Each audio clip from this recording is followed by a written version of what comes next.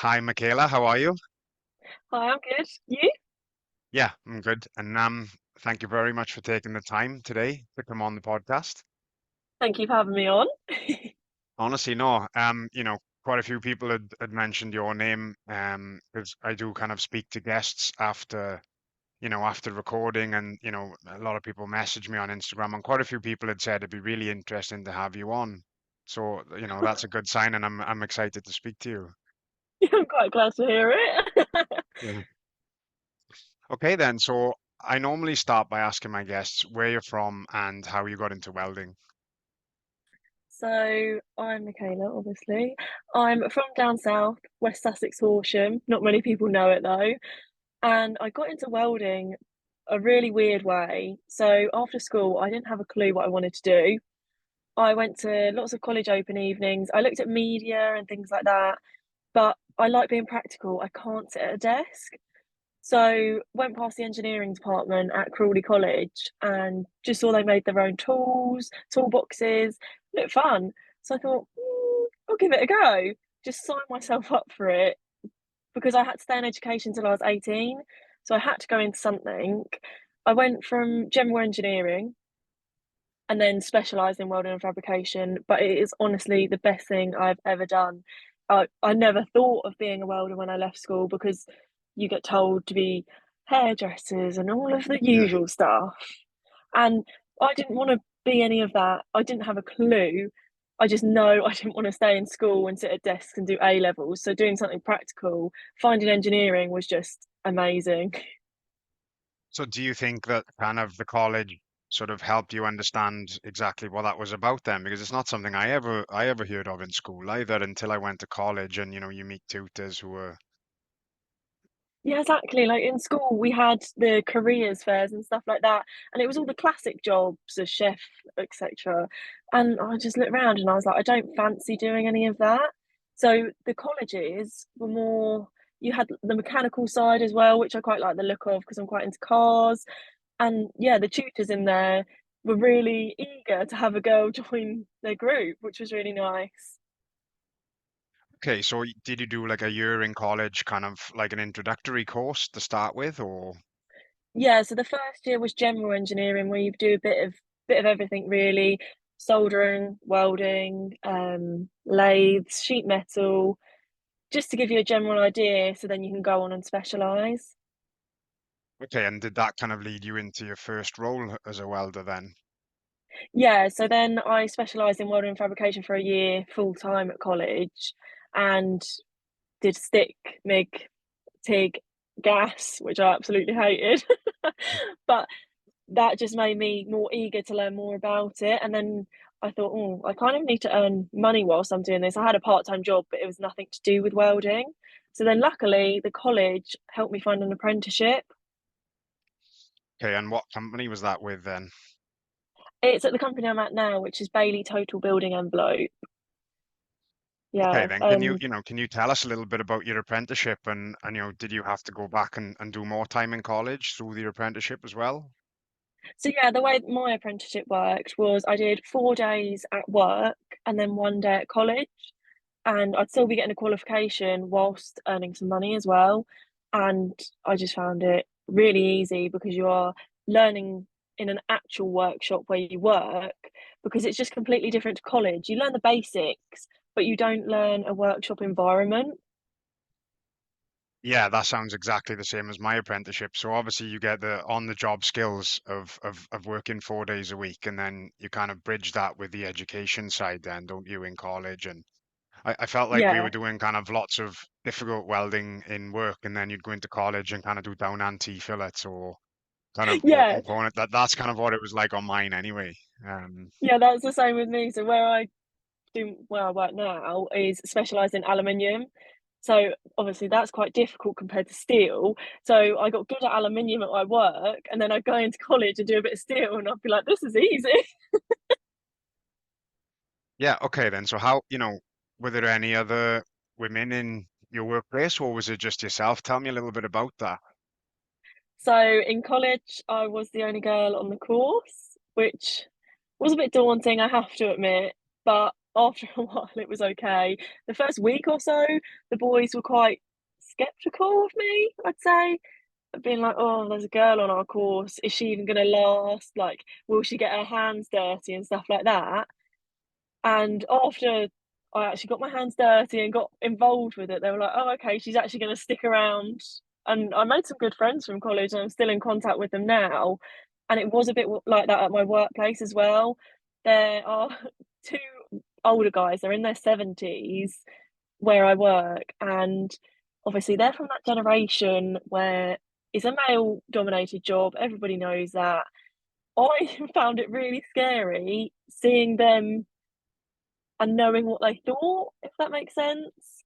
But it actually turns out that they're the loveliest people ever and so accepting of a girl and have supported me and pushed me to do my best. Yeah, look, I think especially kind of when people see that you're willing to work hard and you want to learn, then that's the main part because we all want to help people who want to learn. So if you see someone and they're interested and they ask questions, it always makes you want to give more time towards those people then. Definitely, because they think, "Oh, but she's not gonna get her hands dirty," and stuff like that, and when you actually get into the work, they're like, "Oh, okay." So how long have you been at that company now? Nearly 5 years, Okay, and has that which has is that mad to flown by? say. Yeah, definitely. It's mad to think, yeah, 5 years it'll be at the start of October, and obviously a few years of that was an apprenticeship, but it still feels like I've been there a long time. Yeah, so you mentioned aluminium welding. Can you tell us a little bit more about that, about what you do day to day? So for Bailey, I make fascias and claddings for buildings, which is actually I don't go to the buildings or anything like that. We just make the panels in the workshop. So I am just workshop based, which I quite like because I don't think I'd like going to sites and traveling around. I like my little welding bay. That's my home. But we make fascias and cladding, and some of the panels are massive, I have to admit, which is when I have to get help lifting and stuff like that because they're really good. They're good on their health and safety. They know what a man should lift and a woman should lift, etc. Um, and then we have also small panels. But yeah, aluminium welding has used to be hated in college because obviously it's a bit difficult, but now is my absolute favourite. Okay, and is that TIG welding then, or mostly Tig and Mig. TIG and MIG? And obviously, how do you find that? Obviously, over the time you've picked up sort of the best ways to weld there. Obviously, it has to be very clean, doesn't it? Yes, definitely. If you have a bit of dirty aluminium and it just goes like chewing gum. Oh, Yeah. So, your company, have they kind of, have they kind of pushed you to do anything else after your apprenticeships, or, have you done any codings, or have you looked into kind of further education at all? so I did look at going to uni and doing the kind of theory side of the welding, but then again, it's sitting at a desk and not really for me. I like being practical and learning on the job. So we did codings instead. So I've got my codings in aluminium and stainless steel, which I Okay, was really brilliant. proud of. Yeah. It was so nerve-wracking though, knowing because when you do the testings, we did it up at the Lincoln Electric Centre in Sheffield with CodaWeld, and it's so nerve-wracking. You do the welds and they get sent off, and then you get the results like a week later, and you're just waiting for them to come through in that email. Yeah, who did you have there with you from Cordowell? Because I've had Adam Gold on here, and is that who Yeah, you who was Adam. there? Yeah, Yeah. Well, he's the one who gave me this mug. he's lovely. Yeah. No, but what codings did you do then? Because I can remember doing my first ones, and it was so nerve-wracking. And as you said, the wait for maybe a week, and you're like so anxious and nervous. So we did quite thin. We did aluminium, MIG and TIG, 2 mil and 3 mil, which is what we mostly do. And then it was stainless steel. I think it was just TIG, 2 and 3 mil. But yeah, you had them all on the table, and then it's like they look really good, but you just don't know if they're gonna pass or not. No, yeah, well, look, you should be proud of that. Obviously, codings are what sets welders apart because the more codings you have, and you can prove that you can weld different types of materials or different, but especially aluminium, I know is notoriously difficult, and obviously you get a lot of porosity with that as Yeah. well. So tell me a little bit about sort of what your daily life would be like in work. Obviously, I've seen your welding bay looks very clean, lots of, lots of interesting things in it. Can you tell us a little bit about that? So my welding bay at my work, I'm quite lucky that it is my own welding bay. I don't have to share it with anybody. So I can have it my way and have my own things in there. So like I've got my slap board in there because I didn't realise that stickers was such a big thing in the welding community until I started my Instagram. They're like, "Oh, do you have a sticker?" So then I had to go and get a logo and a sticker, and it looked so cool, just sticker bond. It just reminds me of the welding community, which is really nice. My own toolbox, and I'm very lucky to have a Mac Industries bench in there. I have never had a fixture bench. The bench I had in there originally was older than me, and it was not flat, not even, or anything like that. Going to a fixture bench where I can actually weld flat and really nice and even is just, oh yeah, I'm really lucky that I have quite a few brands to support me as well. But yeah, my welding bay is my little piece. Yeah, with the bench, is that something the company sorted for you? Because I've seen that. It looks really good. So Mac Industries actually sorted that for me and Okay. sent it to my work instead. Wow. But now my work, fortunately, are buying the other welding bays them. So all turned out Yeah, well in well, the end because the other welders were a bit jealous. yeah, well, look, that's good, good promotion for Mac Industries, and it just kind of goes to show, how crucial a tool Instagram can be because, there is a big welding community on Instagram, isn't there? Yeah, it's unreal because I just started it up just to post nice welds, or I used to make little bits and bobs of metal art. And I was like, yeah, I'll just post it on there because I didn't want to post it in my private one. Then all of a sudden it took off, and I was like, whoa, there's so many people. And everyone on there, you get the odd few, but everyone else on there has been lovely and so supportive. And actually, I've made quite a few friends on there, just internet friends, really. Yeah, but that's great that you can go on and you can get support from people because, it must have been, first off, as you said, you made a separate Instagram, maybe because you didn't want to kind of people to think, oh, well, why are you posting this? Or why is she posting Yeah, pictures of wells? You always have that kind of feeling of, what are other people going to think? But, in reality, it doesn't matter what other people think as long as you're comfortable and happy doing what you're doing. definitely. I've learned that so much. You get obviously on Instagram, you're going to get the odd hater, but it's you get one hater compared to 100 nice people who put nice comments on it and stuff like that. Yeah, look, I was exactly the same starting the podcast. It was like, well, what are people going to think or what are people going to say? And as you said, pretty much the majority of things have been positive. You have the odd comment or the odd person say something, but you kind of just have to let that go over your head, don't you? Yeah, exactly. Okay then, Michaela. So tell me do you have any plans? What do you plan on doing next? Oh, that is a tough one.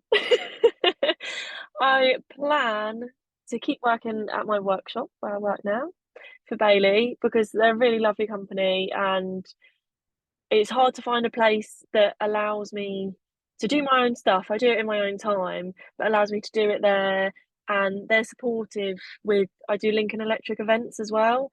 They're supportive with that. They've been supportive through my apprenticeship, and we're getting more and more interesting jobs there as well. So I just want to keep there. We're doing Everton Stadium at the moment, which is Oh, just mad to be a okay. part of. Yeah, Yeah. it's you hear the names of the buildings you're making panels for, and you're like, really? Um, for example, was it Whitechapel Underground Station? Okay. Things like that. I want to go visit them. We need to go on site visits, but hearing the names of buildings you're making them for just makes you proud. Yeah. Okay. Can you tell us a little bit about the Lincoln Electric events and sort of how that come about? Yeah, so in March 2021, Lincoln Electric reached out to me on Instagram, and you know when you think it's a fake account or something, Yeah. I was there like, is this real? And I checked out the Instagram. I'm like, I think it's their real page. And a lovely lady called Emma reached out to me and was like, we're going to start a Women in Welding ambassador program. And I was like, right, okay, that sounds really good. And they are so focused on getting women and the younger generation into a career like this. Because, like I said, in school, I didn't have a clue about welding or engineering because they push you to the generic jobs. And Lincoln Electric, we do quite a few events in schools and colleges where you go in and you show them what welding is and what it's about, and so they can have it as a career option, really. But I've got to admit, Lincoln Electric as a company are the best with that. I've had so many younger children follow my Instagram and be like, I absolutely love welding. Thank you for coming to our school. And they get so excited about it. It just makes it worth it. Yeah, so you'll just kind of visit schools and will you do like demonstrations and kind of show them different Yeah. as well? Yeah, that's really cool though. That must be quite rewarding as well to see people get involved and people kind of want to join the industry because of that. So you get the younger kids where you have to do demonstrations for them because they're a little too young to have a go themselves. But then we've had, I think it's year 11s come in and they have a go themselves. Obviously, you get dressed up in the PPE and the welding helmet, and they just think it's so cool and have a go themselves. And some of them are actually pretty good. Yeah, no, that's great. So, how often is that? Is that like a regular thing or is it kind of every few months? Yeah. Last year was nearly every month, I'm going to say. This year has been every few months, but I think they try and do it as much as possible, really. Yeah, and then do they kind of like send you Lincoln PB and stuff and you use that type of stuff as well? Yeah, no, that's a really good link up for you then as well, isn't it? Yeah, definitely. Because I had when I started at my apprenticeship, I had a £50 welding helmet, with a tiny visor, and you could hardly see through it. Then the Lincoln Electric got in contact with me and were like, "We'll give you a welding helmet and stuff to try out, and a actually made for women leather jacket and Oh, gloves." And I was like, "Oh, I've never found anything that actually fits me." My overalls for college, my nan had to sew and take up for me. I'm quite short, but I didn't realise I was that short. But yeah, the Lincoln Electric has a massive screen and it's true colour, and it just changed it for me. yeah, no, that's incredible. Because obviously a lot of companies are pushing, different greens and different things, but once you find something that works for you, then that's great. Definitely. Um, so when is your next event with them? Do you have anything coming up? I'm unsure. I was meant to be going to their open day, which is the 5th and 6th of October, but unfortunately, I'm on holiday. But everybody's got to have a break. Yeah, you going anywhere nice? Lanzarote for a bit of Lanzarote. winter sun. Okay. Well, Thank that you. does sound good. Okay then. So I know we spoke briefly a little bit about the Instagram community. I know you sort of post a lot of sort of videos and things that I've seen. Can you tell us a little bit about that? So I try and post as much as I can on Instagram, like when we get interesting jobs in at work. But it's also pushed me to do more metal art because I started off doing little like horseshoe art and stuff like that I saw online. But it's pushed me to do more of that because I post it and just get positive comments from it, which is actually really nice because they understand the effort that's gone into it, if that makes sense. Because not in a rude way, but I'll show my family and they'll be like, "Oh, that's really nice." But a welder will know, "Oh, you've welded that nicely, or you've grinded that down really smooth," and stuff like that. It's kept me going, to be honest.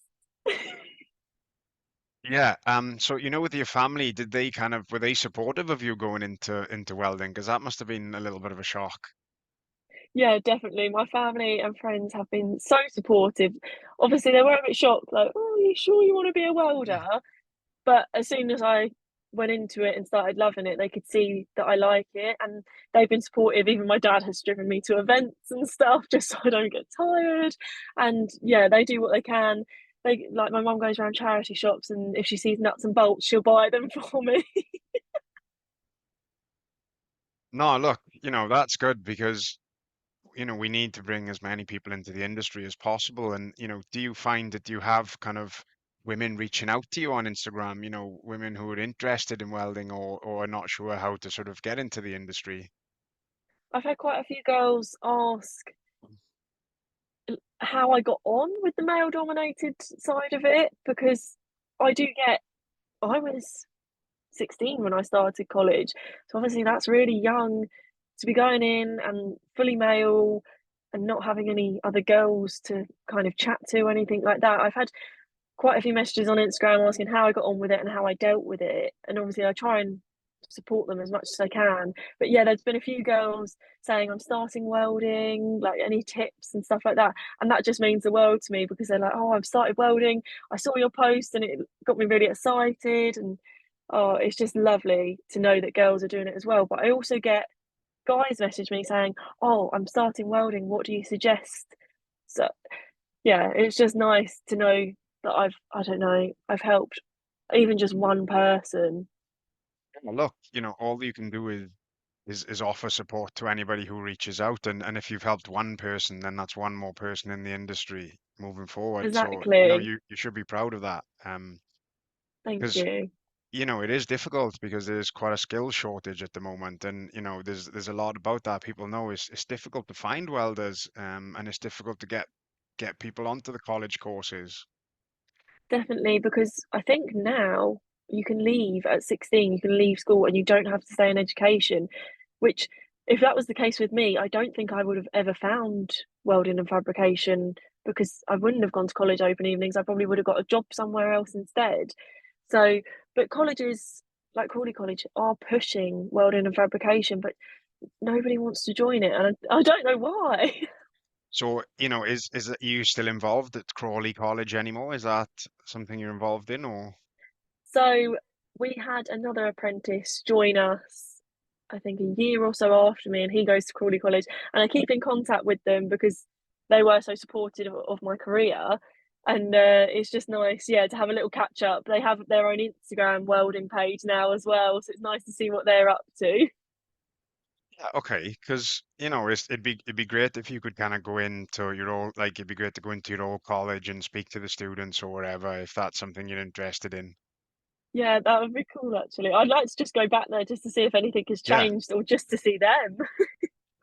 yeah, no, it'd be sort of interesting to go back. I probably left about 12 years ago now, but it would be so interesting to go back and kind of see if anyone's still there or what the facilities are like. Because I had a Exactly. See good if time in anything's college. Yeah, I enjoyed it at times. yeah, I absolutely love college because full time was 2.5 days for me. Is that all it was? Yeah, full time course was 2.5 days because luckily I passed English and maths. Otherwise, it would Yeah. have been 3 days. But yeah, 2.5 days for a full time course. Yeah, so I know we briefly touched on it earlier, but you have your codings. Is there anything else that you'd like to do moving forward? Probably get more codings. Just try and get as many as possible. Really, I don't really do any pipe welding, so I probably wouldn't bother with that. But I'd like to just get all of the aluminium, all of the stainless steel, and just broaden my horizon a little bit. But I would I know it's a silly goal, but I'd like to hit 50,000 followers on Instagram because when I started it and had about 100, I thought that was pretty good. But yeah, look, nothing silly if you have something in mind and that's where you want to get and as you said, you get positive comments and that only sort of reflects well on yourself then because if people are excited, if I was to show someone in my family something I'd welded, they'd just be like, "Oh, what is that?" Yeah, So to show people that understand and enjoy that is there's nothing wrong with that, and as you said, it can be such a good tool as well, especially to help get the younger generation into welding. exactly. And Instagram is such a good place to even get tips for myself because I'm still learning every day. I'm learning something new. But I had a problem with my MIG machine. I don't know, it's got to be about a year ago now, and I literally posted it as a question on Instagram and got so many responses. Everybody trying to help, and I was like, "This is amazing!" I didn't have to ask anybody; they were like all messaging me, like, try this." And luckily, I tried one of the guys' messages, and it worked again. And I was like, "That's just amazing how you come together just to fix something for someone you don't even know." But yeah, as that just goes back to the sort of the community then, isn't it? And especially when you're trying to fix a welding set, it could probably be one of like 20 or 30 things sometimes, and You could just be overlooking the most easiest thing, it's probably like not plugged in at the back or Yeah, a exactly. loose It's hole. not switched on or something. Yeah, there are so many variables and, over time and you kind of pick up and understand what can go wrong and best ways to fix that then.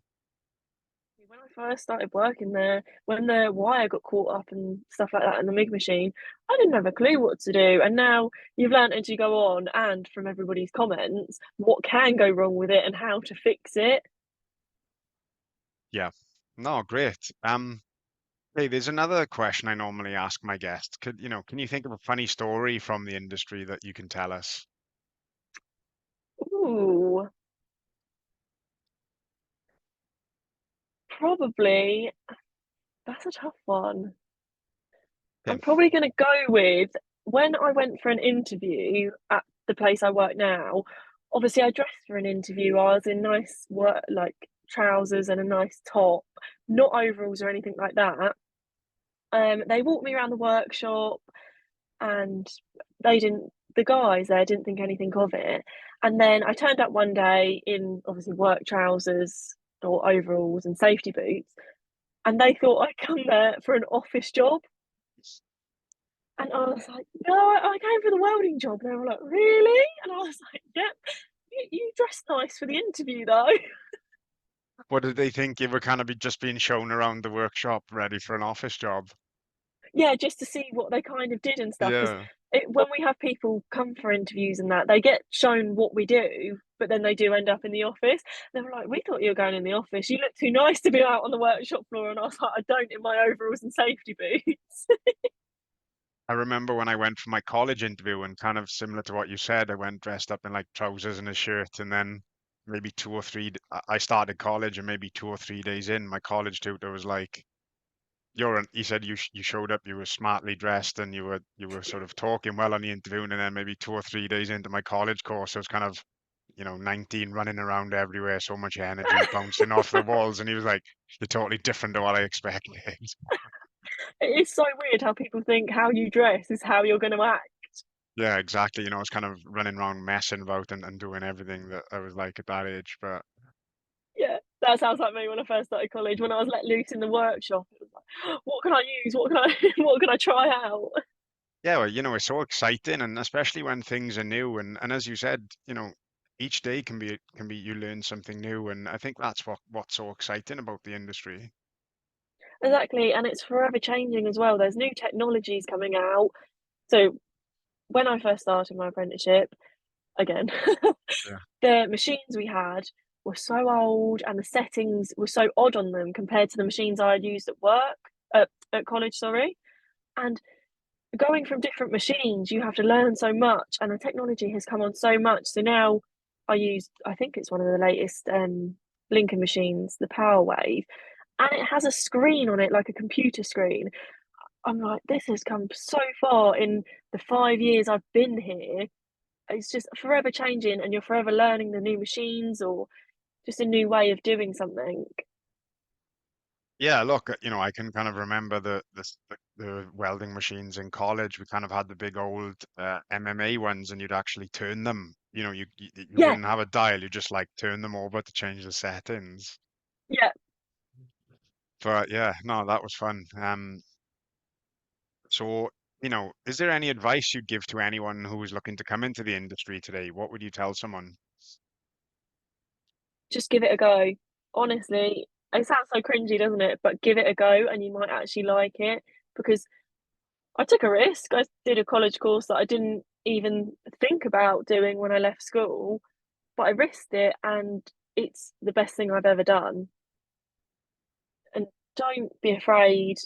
Obviously, there are dangers with it, but just make sure to wear the PPE and you'll be absolutely safe. Because I've had quite a few girls message me about their hair and stuff and the danger of setting fire to it. But the photos on Instagram, I do take my hair down sometimes just because it looks a bit better.